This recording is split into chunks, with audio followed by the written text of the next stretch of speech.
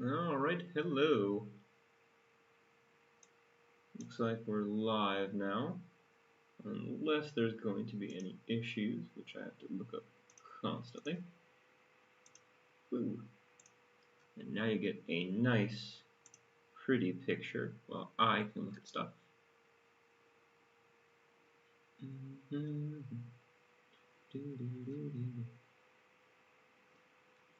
Alright, so I'm just testing things right now. Hopefully, everything works out fantastically. But these will be videos I can put on my actual YouTube channel. And this will be much nicer. And I can talk to people, I can explain things, I can look at stuff, and it'll be fun.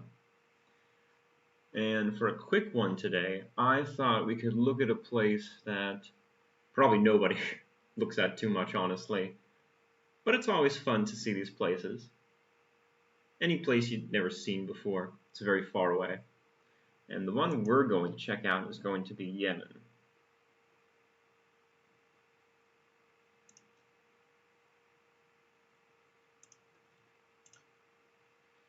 Alright. Now, if you don't know where the country is, that's fine. I think you could probably do an easy test. Just do the test where you go to New York City, ask people, where's this country? You get interesting results. But if you have to know, okay, look, you get Asia, here's the Middle East, come down, here's the Arabian Peninsula, and we go closer, and there's Yemen right there. Now there's a bunch of different places you could start looking, and I keep down here the terrain on because you need to see what a country looks like. You know, the colors are nice, it's easy to look at this type of stuff, but you need to see what it actually looks like physically, because this place, even if you think, oh, there's Saudi Arabia, there's a desert, there's more desert, yes, there's desert here, but what you also see, lots of mountains, lots of green places as well. There's plenty of very livable places in the country. But we're going to look at several specific places in the actual country. Maybe you guys will learn something a little bit about it. And yes, this is Wikipedia. It's a good place to start, but we can always move somewhere else. So firstly, you can get the capital. And this, of course, is a disputed thing right now, so don't worry about that. Move along to the actual capital. But the very first thing, and they showed this right away, and it's something you should know about the country. If you look at these buildings, this is a very classical architecture you're always going to find. For their part of the world, you have mountains, but they have these certain types of buildings that they create. I'm not sure about these exactly, but you can see the very specific style we have. They're all brown buildings. Some of them, I believe, they're made from mud or from mud brick, and there's different construction techniques you can apply. But you can notice all of the decorations in white onto the actual building, and it creates a very unique style. In countries like Yemen, I believe Saudi Arabia too, Oman, I'm not sure about, you'll always see this. It's a very distinct cultural thing about the actual country, and you'll see it in different parts of the country as well. We have some extra stuff here too, but it's a very big city. We have the capital here, and if you notice at an elevation, it's one of the highest capital cities in the world, so it's not exactly next to the sea or next to an ocean. It's really high up. Even here, if you look at this, look, we can see the city here. It looks flat, you know, there's a hill, there's some mountains all around here, but this is already highly elevated. If you look here, this is the actual coastline. You get the Gulf of Aden here. You're going to get the Red Sea. Oh, please be the Red Sea. Please make sure. Yeah, there we go. You're going to get the Red Sea over here. But if you look at the mountains, you start seeing they're popping up. But as the mountains, you go deeper and deeper into them, the elevation levels start to go up and up and up. So this is actually more of a highland, way above the coastal areas you can see here. And yes, it is a UNESCO place. You know, there's so much information. You can go into an ancient period. You can look at right here. A son of Noah founded the city, supposedly, which is amazing to have as a myth. You know, most people don't have that, but you can have a very specific origin for these cities, and at the same time, they're very ancient countries. You can go back biblically. You can find specific people who lived there. This was an Arab historian right here, and he's talking about how the let's see, well, yes, Sabians had actually built this city. They put up the wall here, and because of this, you can also see it's an urban hub for surrounding tribes. It makes a very good location. You can have trade here on the water, and then whoop, go in the mountains. There's a route. There's a road right here. I'm not sure if it's a route, but they picked a road to get right here into the city, and there's ways you can cut the mountains into that place. But again, you can see into the Islamic area, it really picks up. There's a lot you can see in the specific area here. Let's see, and I'll save that for later. So I like to read this type of stuff. You can see that there's a dynasty that takes over Sana'a, but at the same time, it's, how do I pronounce this person? Let's see, Ali al-Sulahi. But at the same time, him and his wife is popular. So you can see different figures in Islamic history, which I know most people in the West would know maybe 3 or 4, and that's where everything stops right away. If we go down here, you can see more about the Ottoman period. Of course, they would take over, which is very back and forth. It's a bit far from Turkey. It's not very close. It's not something they would try to keep and conquer specifically. But you can keep reading about Sana'a here. It's not the actually most interesting place. It's the most politically significant place. However, you'd want to switch over to some of the other cities in the country to learn a little bit more about it, because you wouldn't know as much unless you actually looked there specifically. Let's see here. Switch that again.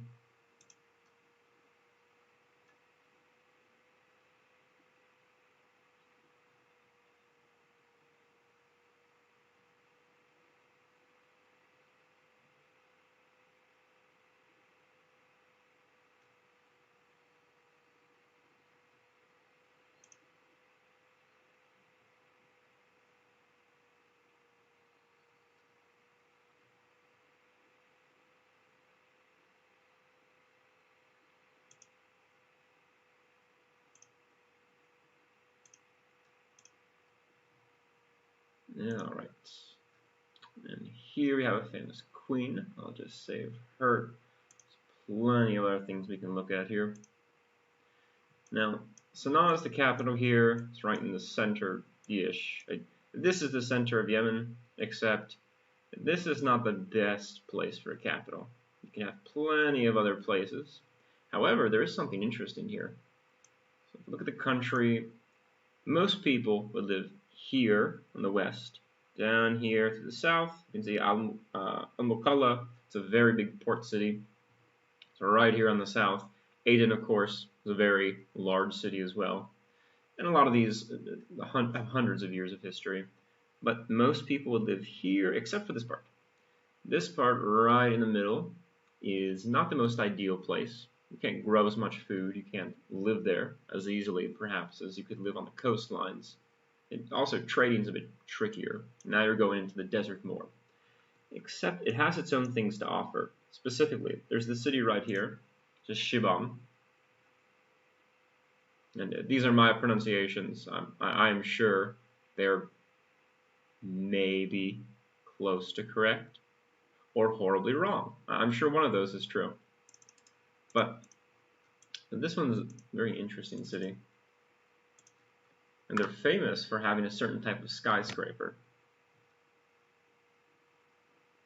So here we go. Shibam Hadramaut. Oof. And these get trickier. And this area is the Hadramaut area. It's the governorate in this section. So it's just an extra name on top of it. Shibam would be the main name. and has 7,000 inhabitants. Okay, not that many people, but it's known for, again, mud brick. So they are using mud brick here, where you can compact mud very tightly. You let it dry, and then after a while it becomes tough enough to use as a building material. It's not as great in areas where it's perhaps more rainy, not super well, but moisture is a killer here. Except in this area where it's very hot and dry. Hot and dry. You want those two things. If it's all hot and dry here, boom, you can make cities. And you can make them out of this material, and it has all these skyscrapers essentially from mud. And they're calling it here the Chicago of the desert or Manhattan of the desert, or insert your of the desert that you want to pick. And you can see them right here. And these are all buildings you made hundreds and hundreds of years ago. But it looks like an actual city. Even a lot of European cities wouldn't look like this. They would have much smaller buildings because you didn't build very high. But with this material, you can build far more than you'd be able to under normal circumstances. So it's a fantastic alternative. And again, first known inscription goes to 3rd century CE, so almost 2,000 years. It's a very old place. It's one of the three major of it's like Kuwaiti, but it's not Kuwait.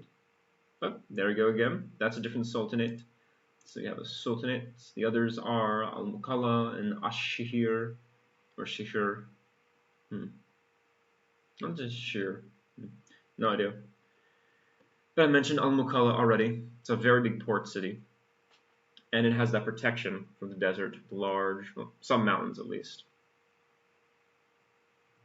Now it's interesting here. A cyclone flooded the city, which that would be very, very dangerous if it's not stable against any type of rainwaters. Of course, during the war, it suffered some damage. The war has been ongoing, unfortunately. And people wouldn't know the country as much to travel to it, but you can see things like this, and you wouldn't know about it unless you actually went there. Or, like me, you watched videos, and you were made aware of what's happening, actually. And here it's in central western Hadramaut. It's in the desert. Let's see. Oh my. Ramlat al Sabatayan. Interesting. And it's going to link Sana'a with the other cities in western Yemen. And it helps link them straight to the east. So you're on a trade route already, which means you're doing fantastic. Nearby Sayun, going to have an airport, and Tarim. That's Tarim's the name of a town. It's a town over here.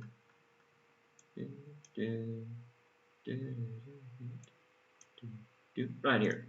So this would be Tarim. However, it's not just a town. If you look up here, this little river valley that runs throughout these mountainous areas is called the Tarim River Basin. So it has the name as the regional area, as well as the town here too. Alright, back to this part. But yeah, mainly Shibam is famous for this part. So they're all mud brick, 500R tower blocks. Okay, nice blocks, which mean based on this, you can see there's narrow alleyways too. You probably have to squeeze between some of these. See, these can rise 5 to 11 stories high.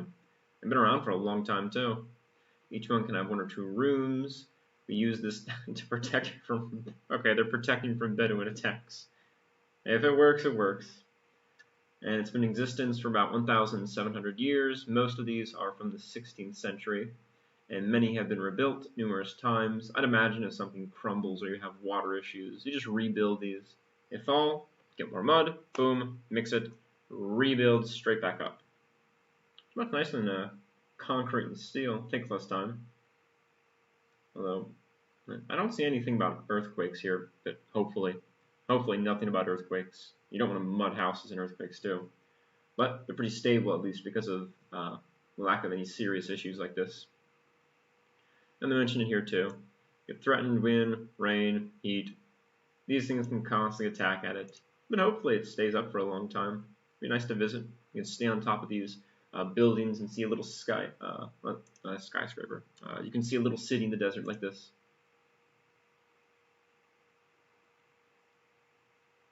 And even the position's a little odd. It's just a city, but looks like next to a road. And then, oh sorry, I can't tell if it's a river or a road. I think it's, yeah, no idea. But it looks like a little city, and then a nice long plain with some flat top mountains in the back. But it's just a city out of nowhere, so it's amazing how it pops up like that. Alright. But that was Shibon. I really wanted to mention that one, because it's such an interesting place. And these are just some pictures. If you go on to websites, you go to Pinterest or Instagram, you'll see plenty of pictures. People took their pictures, put them up, and you can see a lot of different things that they show about their own city. Here we can see the actual buildings. You see lots of windows, lots of different places that you can see. Alright, let's go back a little bit here.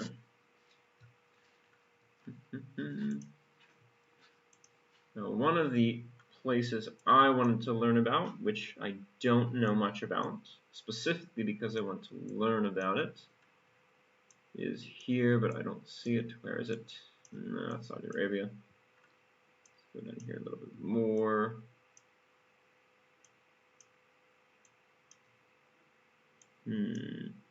Let's see. Perhaps it's a bit smaller. Ah, there we go. Okay, this is Mocha. And I always wanted to know if this is where the actual word comes from. Oh, there we go.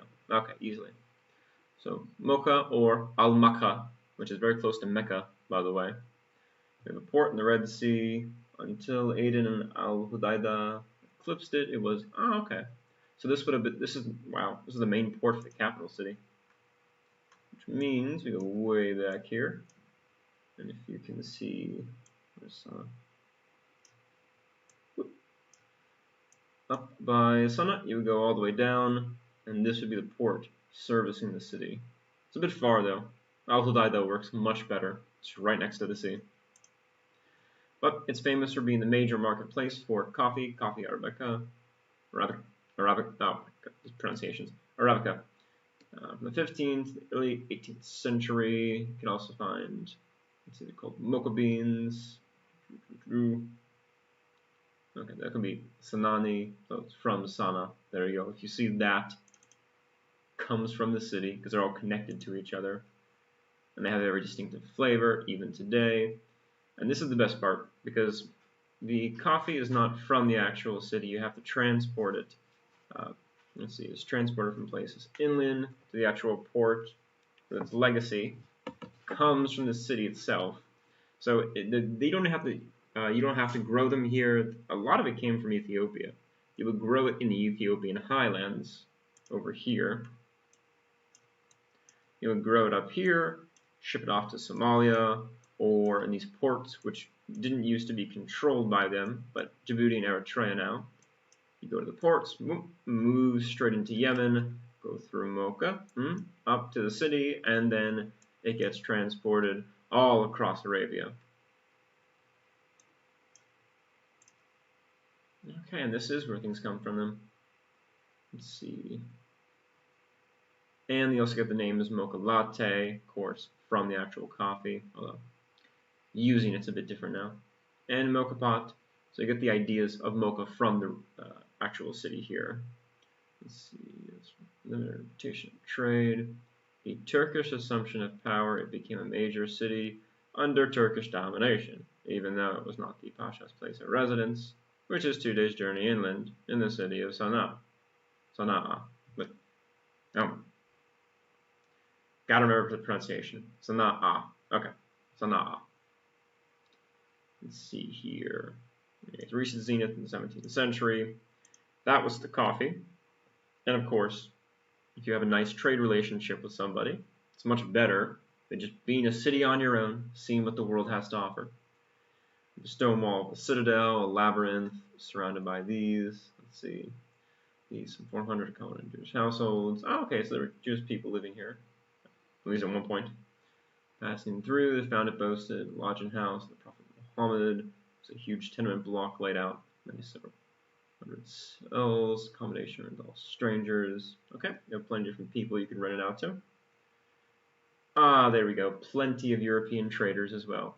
Everybody's getting in on the action. Oh my.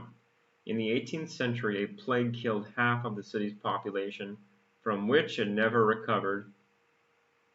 Okay, that's depressing. Let's see. And, okay, they maintain factories here. There's a major emporium and a coffee exporter.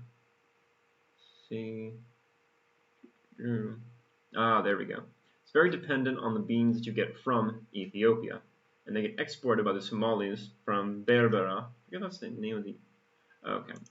Some of the names from Somalia are ancient cities, and I forget half the time which ones it's from. Berbera on the north, or...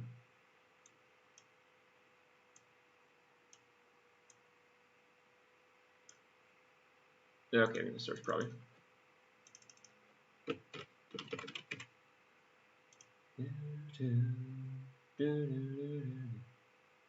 There we go. This would be Berbera. So they would import it probably somewhere from, I want to say they were grown here, but it doesn't say where they're grown from. But you would import it through this port up into Yemen. And it depends who's growing it where, how they want to trade it. It's all up to them. It's dependent on that. It was exported by Somali merchants. The merchants purchase most of it from Harar. Okay. It's from Harar and then ship them off to Berbera. So we go over to Harar. It's further in than I always forget where the city is. Addis Ababa is easy to find. Where's Harar?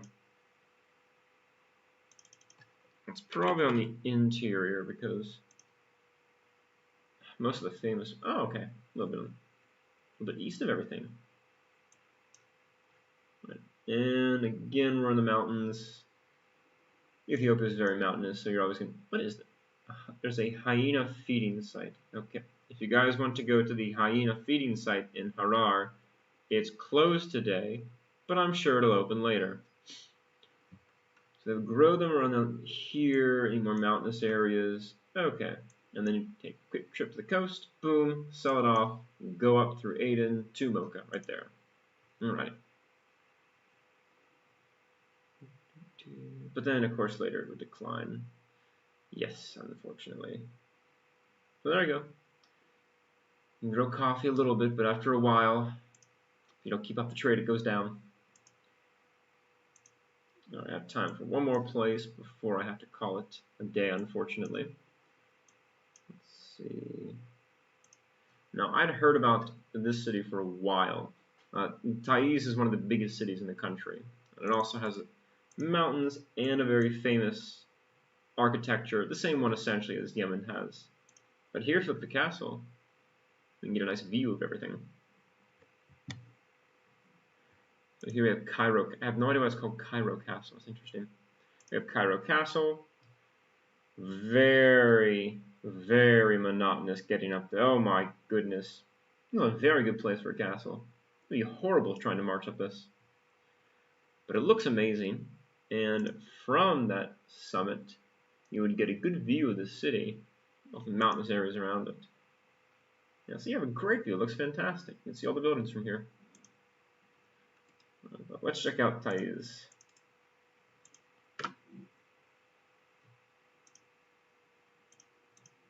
Let's just go up here.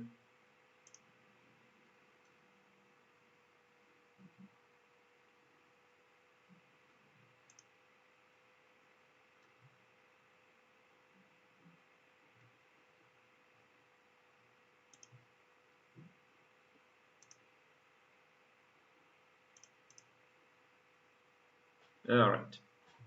The city in Yemen, it's in the highlands near Mocha, of course. It's 1,400 meters up. Population 600,000. Okay, it's the third biggest after Sana'a and Aden. Alright, into the war. Yes, currently it's a battleground, unfortunately. But it's also known as one of the biggest cities in Yemen. It's a very important cultural one. Okay, let's see here. Ibn Battuta, what do you say? Well, to Taiz, the capital of the King of Yemen, one of the finest and largest towns in the country. Oh, People are overbearing, insolent, rude, and generally the case in towns where kings reside. Okay, so they have an attitude. It's made up of 3 quarters. The first is the residence of the king's court. The second is called the Dina. It's a military station. The third is Al-Mahalib. It has the commonality there, and it has the market. Alright. Let's see. Oh, interesting. It was ruled by Turan Shah, who was the older brother of Saladin, or Salah ad-Din, after he conquered Yemen. Huh, interesting. I don't see that previous. I assume it had to have a history before this point. So when Saladin, he created the Ayyubids when he was fighting the Crusaders. But at this point, this is saying that he sent his brother here to, I suppose, hold this. Ah, okay, he's the one who built the citadel. Okay, he's the one who built Cairo. That makes it much more obvious then, because the Ayyubids' capital would be Cairo. So you just name it after yourself. Yeah, after this point, they made it the capital. And who was the rest? Oh, they're doing that skipping history thing again. Okay, there was more kings. They ruled it. Ibn Battuta, he visited 1332. It's a very beautiful place. Later, it moved to Sana'a. Okay, so it moved there later then. In 1918, they lost it to the Mutawakil. Oh my good, how do you pronounce this? Let's try this. Mutawakilite, Kingdom of Yemen, or okay, North Yemen. Sure, they have a whole big fancy name. We just call it North Yemen. Let's see. It was a walled city until 1948 when Imam Ahmed made its second capital. So it would go beyond the fortified walls. So at that point, you can expand the city more. They'd have more development. And of course, it has a bunch of recent history for less than pleasant reasons. But yes, the Civil War is raging quite a lot.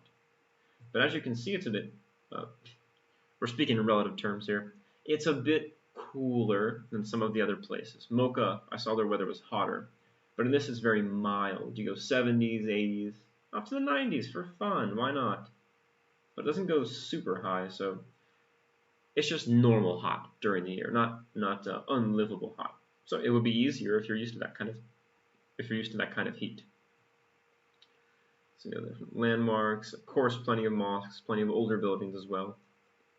Its mountain is very famous. Oh, it's very terraced too. Interesting.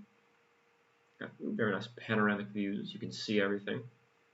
It's known for coffee. Oh, okay, so they have coffee production. This coffee produced here is some of the finest in the region. And today it's part of the economy. Okay, they're doing cereals, grains, and everything else. So they're different type of agriculture, very big. Oh, pomegranates too.